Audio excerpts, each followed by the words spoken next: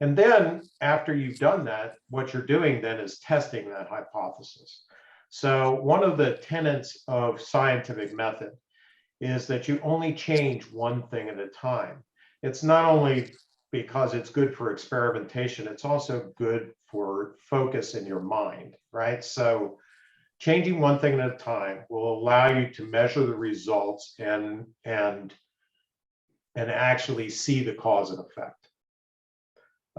It's also probably the only way that you will actually focus on the thing well enough to actually make the change.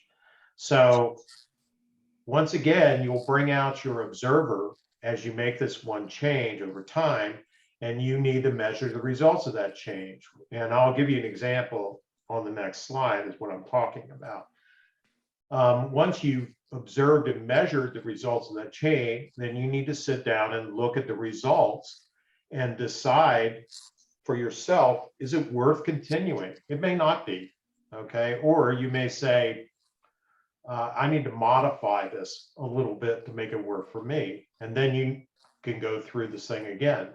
But if you start having this mindset of experimentation objectively, you will find yourself being able to take a course of action that actually moves you forward. So let me give you a real example. Okay, so let's say that your observation was that I need to make better use of my time. You see yourself kind of wasting time and not getting everything you want to get done. So if you listen to Larry or other people, you will hear the suggestion of time blocking, meaning that you're going to have a known time to do a certain set of tasks, and you then commit to that time block and make sure that you do what you said you're going to do. It's accountability. So the course of action, number 3, is if I block off time to complete tasks, will I get more things done? That's the hypothesis, right? And what I'm going to do in my experiment is, okay, I'm going to block off, like Larry said, like do something for 7 days. I'm going to block off 2 hours per day for 2 weeks to focus on tasks. So in experimentation, when you're trying to decide something, whether it works or not, you need a baseline. So in most of these change programs, you'll see them start with journaling. Okay, so, and not change anything, just do the journaling. There's a reason for that. And that is that establishes your baseline, and it also gets you in the practice of actually recording results. So once you've done that, I would suggest you want to spend the first couple of weeks establishing your baseline. How many tasks am I getting done? What is my productivity? And then once you implement the blocking off of your time, you measure the results again. And so in this scenario, I found that I'm getting 25% more tasks done. Okay. And to me, analyzing those results, that was significant. So I want to continue doing this. And I also said, I think if I did it for 3 hours, I could probably get even more stuff. But if instead of just jumping into 3 hours, I'm going to experiment with that too, always looking back. So this is a framework to be able to do something with detached observer. That's all I got to say about that. Awesome. And, the point of this is really, why does this matter? It's, I want to worry less and feel a sense of control over the future. That is a huge win. And this does that kind of thing. The detached observer approach is what leads to that in my life. That was a fundamental thing. The other thing is break my addictions to inboxes, phones, other people's priorities, and social media feeds, which I've successfully done because I've been doing this for over a year now.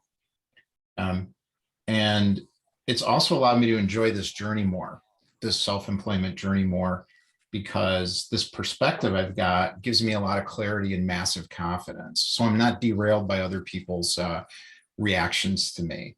I just watch and I'm like, oh, that didn't work.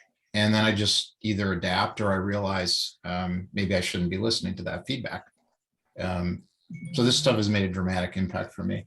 Does anybody have any questions really quick? And then we'll start talking to Phil here. Izzy, you raised your hand. Yep. Yeah.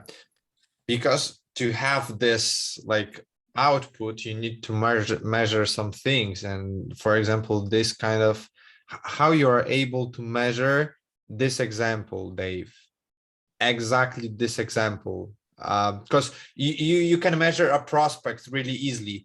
How many leads you have, how many closing, yeah.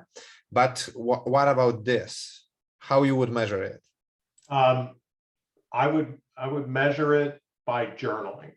So it's not super, numerically correct. The idea is if you journal each day and basically we're concentrating on what you accomplished, right? So, each task. And you just do this for a short time because it gets cumbersome after a while, right? So you do it for a while and then you do it again while you're doing your time blocking. And you can just count them. Okay, if you have more things on your list after the 2 weeks than you had on your first week, it gives you an idea. That's where I came up with the 25%. So does that make sense? I think there's a philosophical thing under this that's really important that gets missed, which is this idea we're in this culture of experts. And the problem with the expert culture is there's this idea of we have to do these things extremely well. And then you look at Atomic Habits, which is like an amazing book. And what the guy's saying is, no, that's wrong. All you have to do is do everything that matters a little bit better. Well, that means you got to figure out what matters, which is a big challenge here. And this is part of what we're talking about is how do you figure out what matters? And there's going to be a list of 5 or 10 things like that. Do each one of them a little bit better. You don't have to master any of it. You're going to see a massive impact in performance. And that's what Atomic Habits proved. And there's some other things as well. Kristen, you had a comment or question? Well, as a behaviorist, I love this conversation. The two things that I think of are a controlled and a controlling response.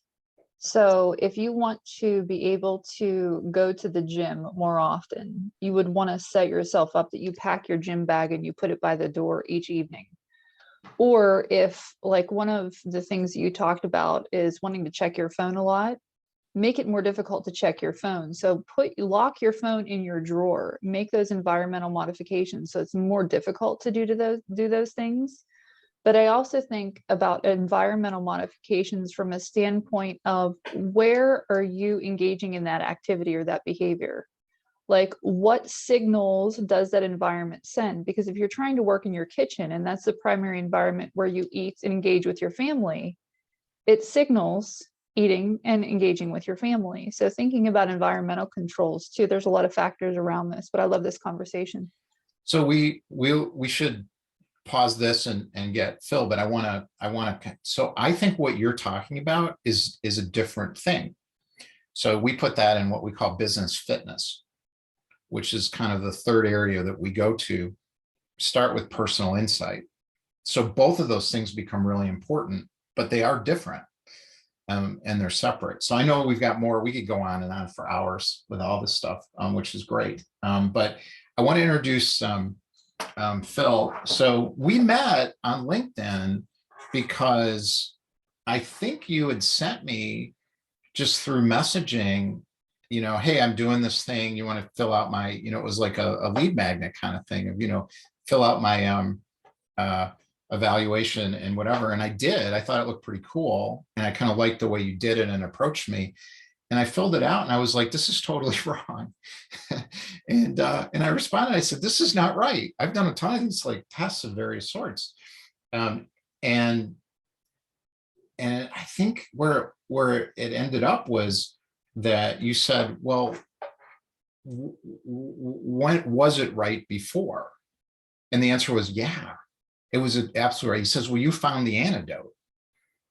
I was like, oh yeah, I did. And then we got in a conversation. I was like, okay, I totally get this. And that's when I bought your book and started to dive into stuff you're doing. So just as a quick introduction, Dr. Phil, I guess you're Dr. Phil Agrios.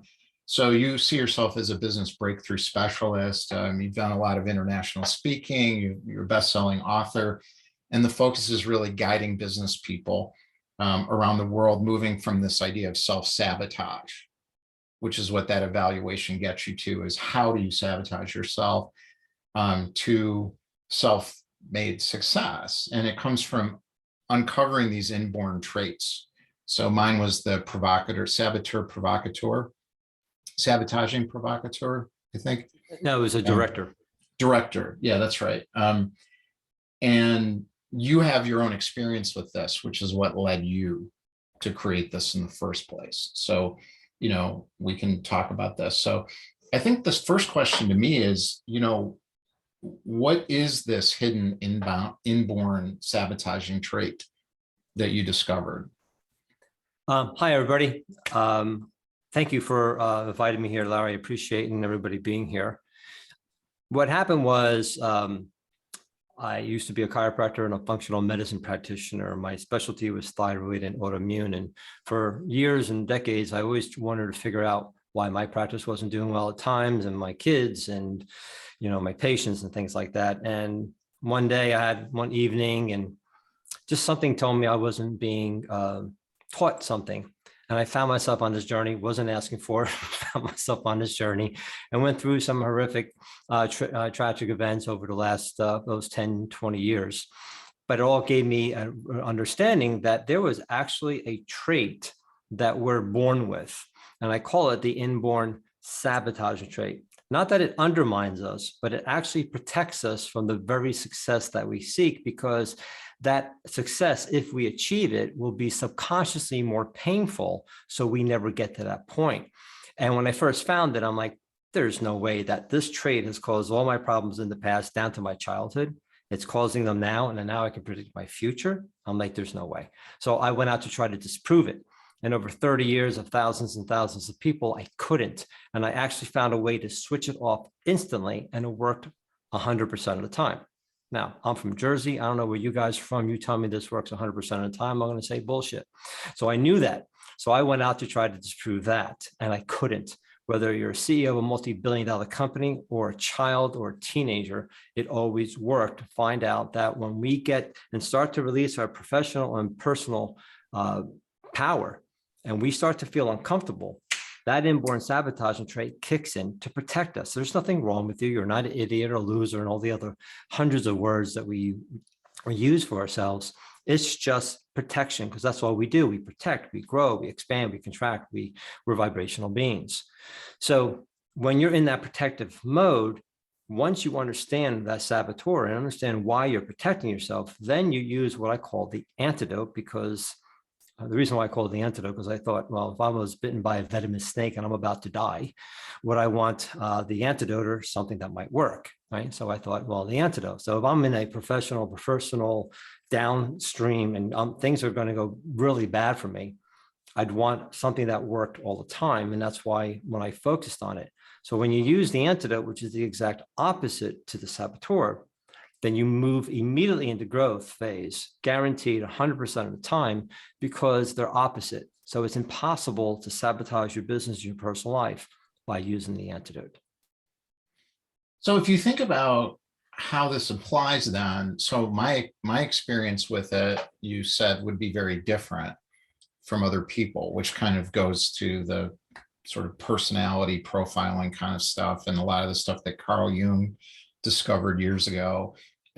How many traits are there, and what do those look like?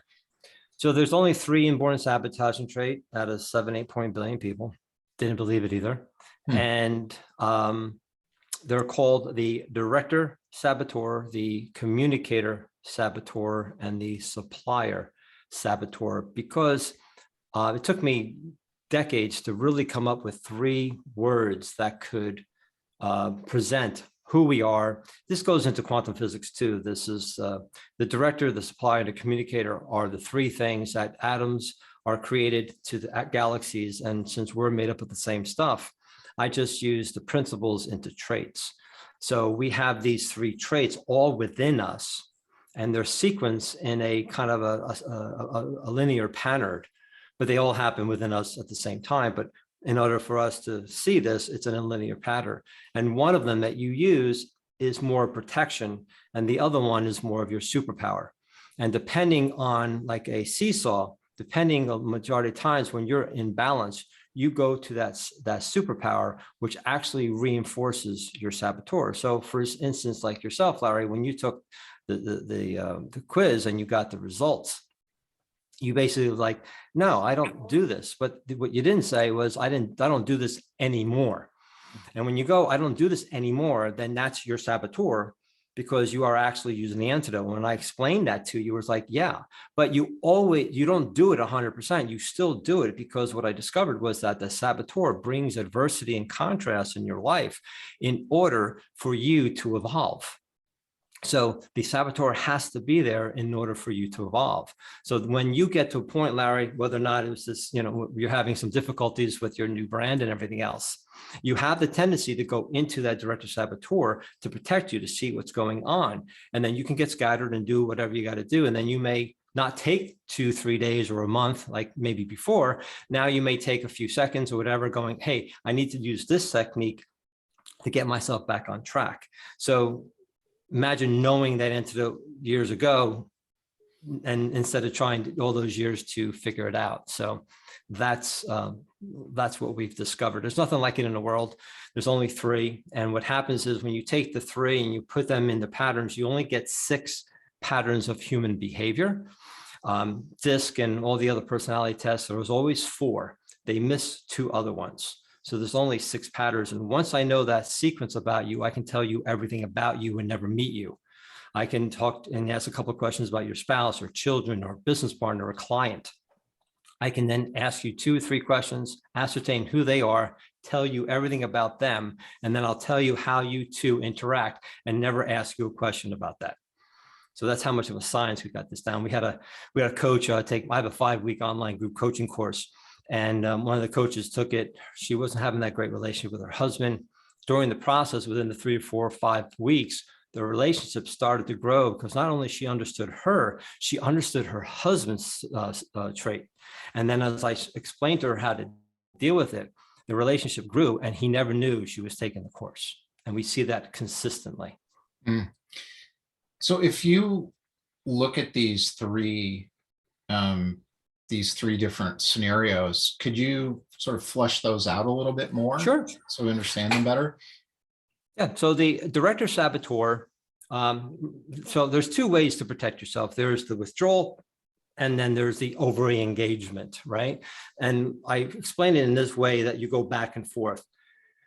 Each trait has more one-sided, but they will then go to the other side. For instance, the director saboteur is a person who is scattered all over the place. They love chaos, because chaos actually stimulates their brain. They usually have a behavioral and a chemical imbalance, where dopamine or serotonin is a key player in that. But they will get 99% done with something, stop, and then do something else, because when they have little to no knowledge, they freeze, or they don't trust themselves enough, or they get bored. Do not give a director saboteur details they hate. They're not getting them done until they wait to the last minute, because then they'll go to the other extreme. Now they're focused. They have a time distortion, like, hey, honey, I'll be out in 5 minutes, and 5 hours later they emerge. And then they're on here for 2 days. They wake up and they go, okay, I'm done with that. And then realize, oh my God, I have all these other things. Now they go back and they're scattered. So they go back and forth in that director way. And by using the antidote, they allow themselves to become more balanced in that aspect of it. So as you can see with yourself, you can probably understand that, or maybe some of you can relate, or your spouse or your children are that way as well. So once you understand that self about yourself or about the other people, then you'll know exactly why they do the things that they do. So that's the director saboteur. In this particular one, I'll just interrupt quickly to give some personal context. Is it's almost exactly what I do. It to a T. And I love your comment about physics, because I think everything goes, personally, I think everything goes back to physics and Buddhism and Taoism myself, but everybody's got their own version. But that's what I think. Every single thing I find, it just like I can track it right back to those things that I've been studying. But for me, I've struggled with bipolar and been diagnosed with that and been treating it for many years now. But I still ride the rail all the time, up, down, and it probably will never go away. I'm just know how to manage it. So there is probably, like you, some kind of a chemical impact or force that does make an impact on it. So I'm curious with the other two. I don't know if people would be willing to do this, but if you want to go into number two, if someone here feels like, yeah, that's me, come up and join the conversation. And talk a little bit about it. Yeah, so the second one is called the Supplier Saboteur. These are the people that overly supply, they overly give. They give a lot because they misjudge between self-nourishment to selfishness. They think they're the same, they're not. They overly give. They have a hard time saying no. They're always doing more for other people.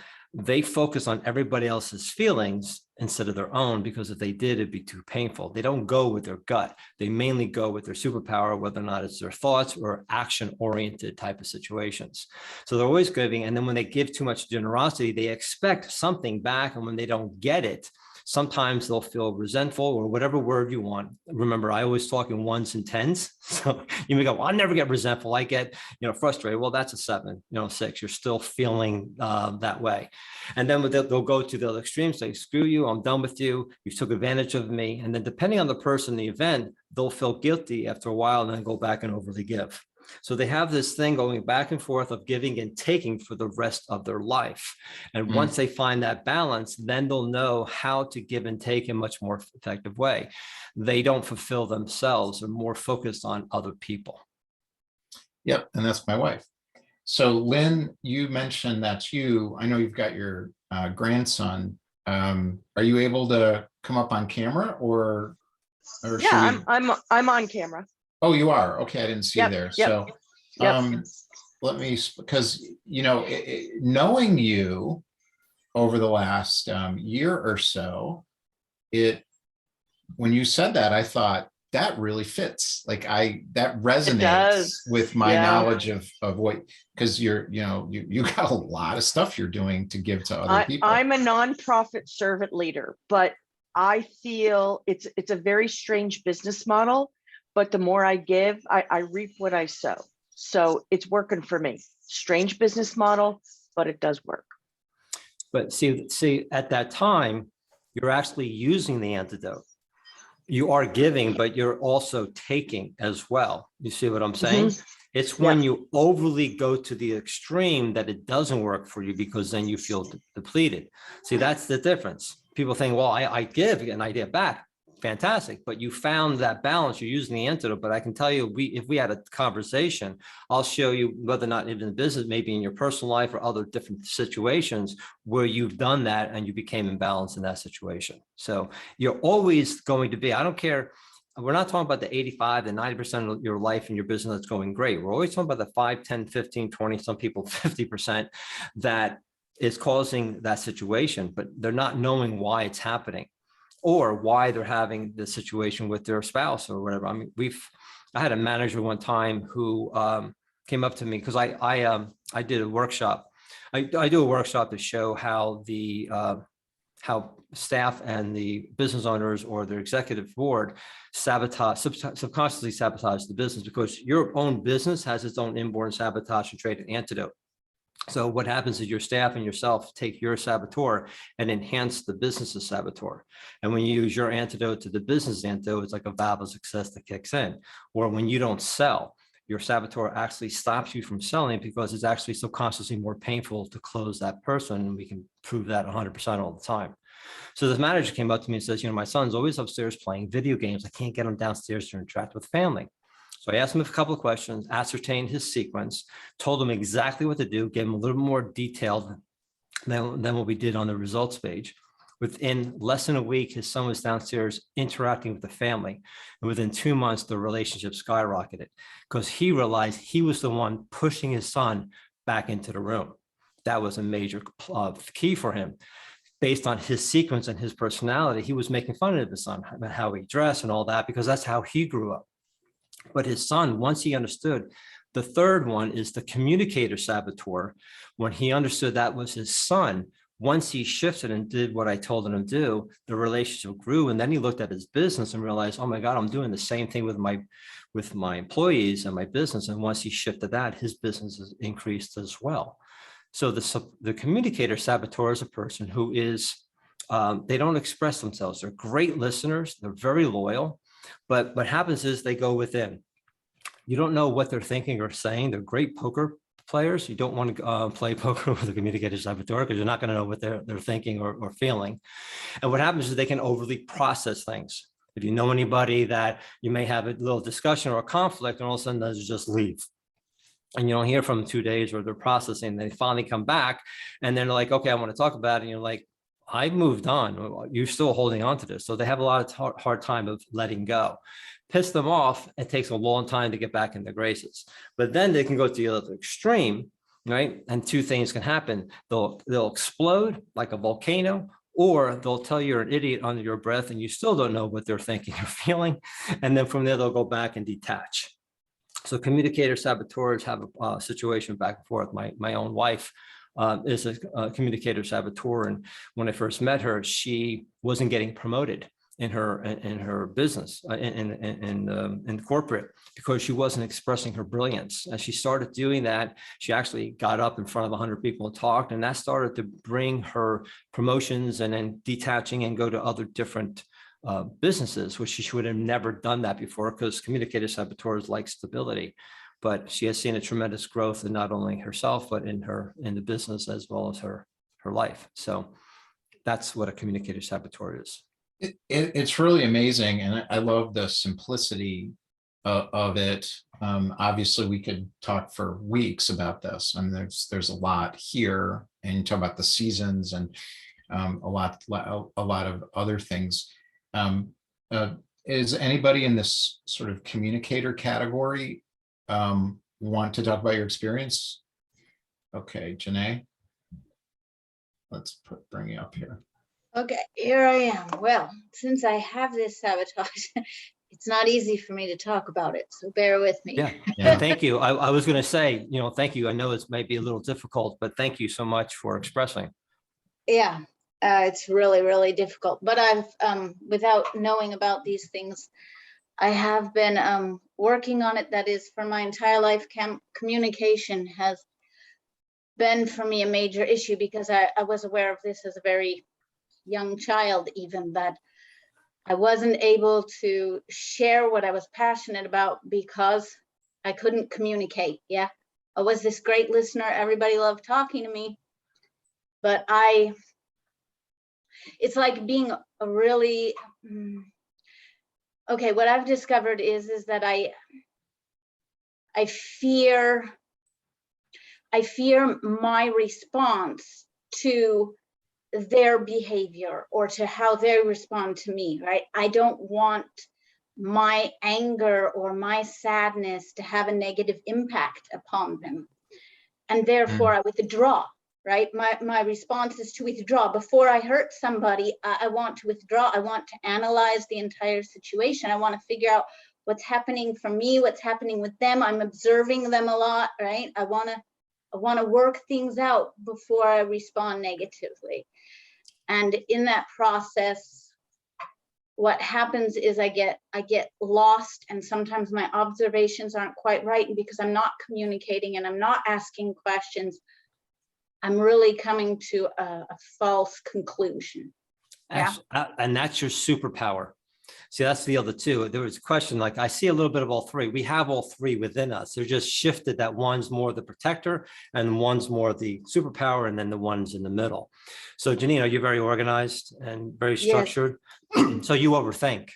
So what happens is you overthink, and what happens with that type of situation, by you overthinking, you actually create. Now, people might say, you think you're always right. And the majority of times you are. Exactly, that's what Exactly. happens. And the majority of times you are because you do your homework. But there are times when you're not, because you've created this thought process of what it should be, because you're all majority of times right, but you're not, because you haven't expressed and asked questions of what the other person's feeling and thinking. Feels like you're So what thinking, yeah. happens is you become now overthinking, and then you don't act. So what happens is, by using the antidote, you then become immediately less thinking and a much more effective manager and thing. So your dominant trait is why you're here. You love to manage people. You love to direct Yes. people and guide them to a way to get control and to it, correct? So that's Yes. why you're here on earth, right? Your dominance is why you're here on earth. When I found this, like, my God, this makes so much sense. The other people that are people that love to connect. They love to connect. They love to talk to people, communicate and all that, but they like to take something and disconnect it that's not working and reconnect it. And then there are the other people that are the partiers. They love about how you're feeling. They want to make your feeling good. How's everything feeling? Things like that. They're very charismatic type of situations, and that's their superpower. But what happens is, when they're balanced, it's great. But as soon as you disconnect, then you have to overthink. But as soon as then you can go to the other extreme and get to a point where you'll just, I've had a volcano it, and you don't care what's coming out, because each saboteur has two base fears. And if I can give you a pearl today that may help you, one of your fears is that you don't want to feel stupid or embarrassed, and that's Yes. why you don't communicate. Does that resonate with you? Yes, Down yes. to the core. I call it a sense of inadequacy. Right, Correct. because you're verbalizing, you have more time, you have a hard time verbalizing. Give you text or an email, we can give you, you can communicate this much, right? Because then it's like, and then, but the first draft isn't good enough. Then you got the second draft and the third, and then now I'm processing, now you're over processing it. And then finally you hit the send going, oh my God, I hope it's okay. Does Oh that my help? God, I hope- That's, yes, I've seen myself like that. Sometimes this is true. Nowadays, I tend more to say, hey, Janae, you're not going to get anything complicated, accomplished if you don't just put it out there. Now, just put it out there. The majority of the time, it's great or better than great. So what in the hell is the matter with you, right? Just put it out there, go, right? And then I live with that fear, right? And it's Yes. all like, usually I get an excellent response, and it's like, okay, right? I just have to practice this muscle of stepping into that scary space, because all that fear is telling me is do it. Right. Just do And it. once you understand the sequence, and then there's also we also out of that, we extrapolate one subconscious word that you use that stops all your goals. It stopped it in the past, it's stopping them now, and it'll stop it for the rest of your life. Might be a good word to know. So once you understand that this one word is stopping this goal and this goal and this goal, then what happens is we give you 5 steps that goes against specifically to that word, and you have to achieve the goals. It's impossible not to achieve the goals.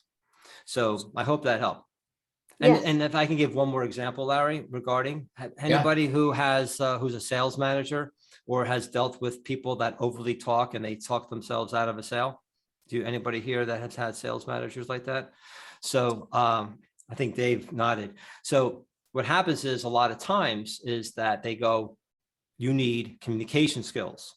And I go, no, that's their superpower. The reason why they're I call it vomiting, and they just keep on talking, because of their saboteur. Depending if they're a supplier saboteur, they're vomiting because they don't feel, not secure. They don't feel as valued. So what happens is they have to over communicate their value, and that causes them to devalue themselves and actually backfires. Or if you're a director saboteur, you're all over the place and you're not focused. So you have to over communicate. So once we show them how to use their antidote, their communication skills immediately kick in. Had a client within 2 weeks had $84,000 in sales because she realized she was vomiting, and everybody's like, wow, if I hire you, I'm going to be more overwhelmed. So they would push that away. I want to get to Susan's question here, but you just triggered something I think is really important too, is one of the things I'm noticing again with the solopreneur kind of world is I don't think we want more knowledge. I think there's plenty of knowledge. There's just tons of information and ideas and so on. But I think frameworks and specific systems that we can actually use make a big impact. And I think that's what I like about what you're doing is you really are getting down to not as much just teaching this, but you're saying, do this, do that, do this. And these are very simple kinds of, One well, thing. you're saying one thing. That's Yeah. all you got to do. See, the reason why I can say one thing, and then I'll go with Susan real quick, is that you ever see the domino masters? They push this one domino, goes straight. The last one hits, and let's say balloons are released. Well, what's the last thing you see? The balloons. That's your imposter syndrome. That's your stress. That's your depression. Your sadness. That's everything you see. What last? So then we take our coping methods and do what? We put them on the balloons, not the one domino. Right? What's easier, holding down the balloons is not pushing the one domino. And that domino is your saboteur that leads to frustration. And when you click on the antidote, which is the exact opposite, it leads to inspiration and not just motivation. This is everlasting. So what happens is with Janae, what she's done is when she gets all stressed out, she focuses on what? Her thoughts. She's not focusing on her communication. As soon as she just said, as soon as I start to express myself, I don't have to think so much. So she actually has seen the shift, but she doesn't really understand as much, but she knows it works. I've had people with an hour and a half, first week, second week, make major breakthroughs in just a one or their second week of taking the course. Or as a client, seen people see major shifts. Imagine taking a low performing employee and turning them into a high performer within less than 2 weeks. Because once you understand who they are, what happens is what managers do, they focus on what they think the person needs, not what they really need. And it's really what they need to be motivated. Interesting. So Susan, your question I thought was really intriguing is, what if you see yourself as having a little bit of all of them? You do. They're all Yeah. three are within us. So Yeah. depending, oh, go ahead, Susan. I'm sorry. That's what I saw. Well, I saw that, well, maybe when I was younger as a child, because we each go through our, maturing and hopefully. So I was looking at the supplier and being the oldest in my family, a natural caretaker, couldn't say no to my parents, do this, do that, do this, do that, be good or else, be good or else, And so did I get anything in return? No. So then, at least not to me. Then we graduated to become the communicator.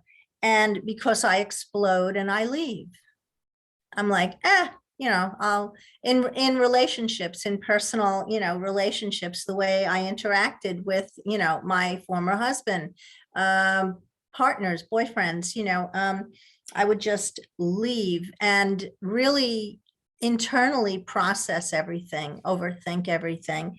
I'm a great listener. I'm a coach and mentor, so I'm a great listener. And I overly process things. I overanalyze. I'm an accountant. I am a former CFO. I analyze for days. And but I get to the director, I see that I can be very scattered and things get chaotic when, I have so many things on my schedule. And I'm the person that creates my schedule. Who did this? Who put all this stuff in my calendar? Right. I did. Right. Because of the supplier saboteur.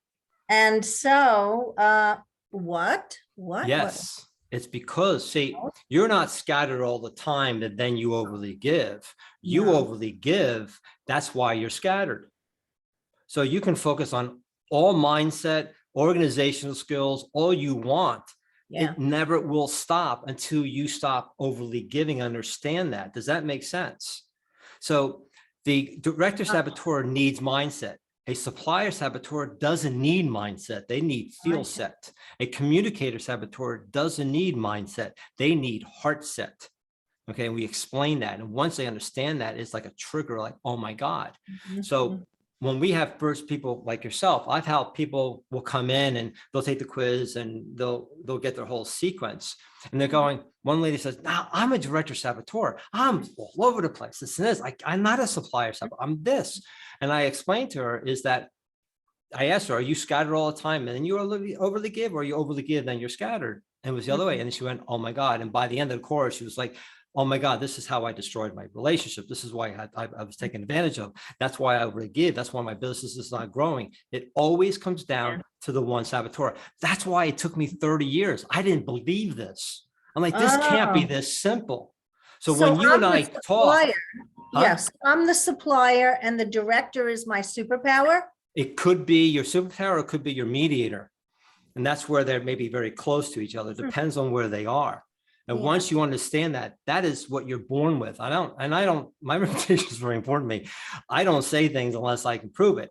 And over time, no one's ever disproved it, no matter who it is, from Jack Canfield to Bill Walsh to whomever. It's always there. And 20 years from now, you and I can be talking and you're going to go through a challenge. I'm going to go, Susan, Supplier Saboteur. And you're going to go, yeah, I can see that. But what Okay. happens is, one of the things I realized, I took Robbins and Zig and all the greats. And what was happening was I was taking all the great information, but I was putting it on the dominant and the mediator traits because it was subconsciously easier for me. And then just like a blind squirrel would find a nut once in a while, it would hit my antidote and I'd become successful. But because I didn't know why I was successful, it would then lose it. So now we teach is showing it how to put all that information, especially coaches and all that. You know, you've been through all this. This is why sometimes it's hard for them to go, well, I see it. But you're looking at the 85% of you've been working on. I'm talking about that 5-10% when it doesn't go well for you or you're in that protective state. That's when you're in that. And once you understand it, it will shift. But it's in every aspect because your personal and your business are one.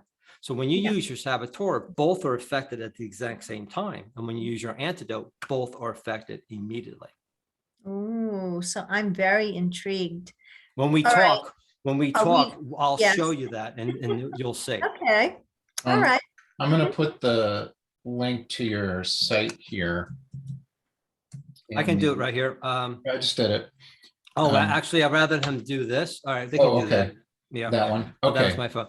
They can do a book with Dr. Phil. What happens is that it's a 30-minute friendly conversation. I don't sell you anything. We have a conversation about what's happening. If it's something that this works for you and you understand that this is resonating for you, great. If it doesn't resonate with you, then don't book. That's cool.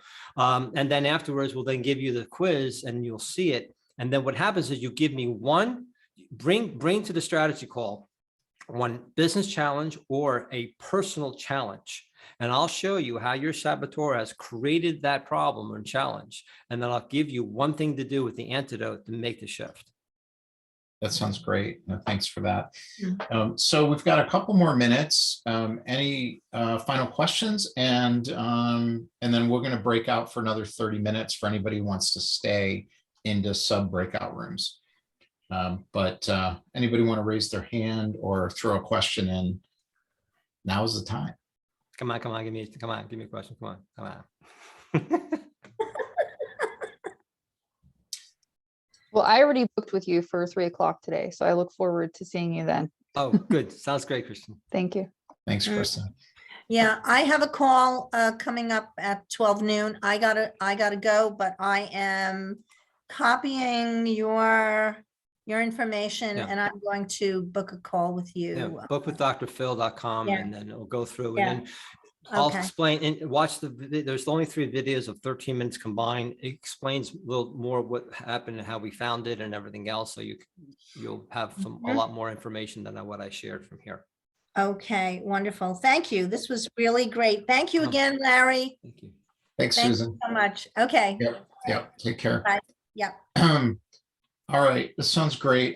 I really appreciate you doing this. Oh, I thank you Like so I much. said, I love Appreciate what you're doing, and it's been great to have you coming on Wednesday to the Summit Club group. That's been a lot of fun too. So we got just got a couple minutes. I don't really have anything else. So next week, what we're going to be focusing on is this idea, an idea of really identifying the underlying kind of meaning and purpose that you bring to the world in a way that is extremely innovative. So we're going to be talking about that next week. So you know, Simon Sinek and all of the stuff he's doing is bringing an aspect of it, but there's really an evolution of how you can find your purpose and how you can find your meaning. And Katarina Hansen's is somebody that I met that I feel like just, it's really amazing what she's accomplished. And she calls it stand in your truth, express your greatness, and focus on your vision. And she has started a school in Sweden, which is where she's from. And what she's focusing on is, it's really a big vision of education reform, of really teaching kids to start with finding that focus and that vision and so on when they're like in elementary school, as opposed to when they're 50 years old and self-employed and trying to figure out how to get their life back on track, which I think is a good idea. So we'll be talking with her next week. So if anybody wants to stick around, stay on for another half an hour. If you need to leave, if you could leave now, that would be helpful, just so we can get a accurate count. I'm going to turn off the recording here.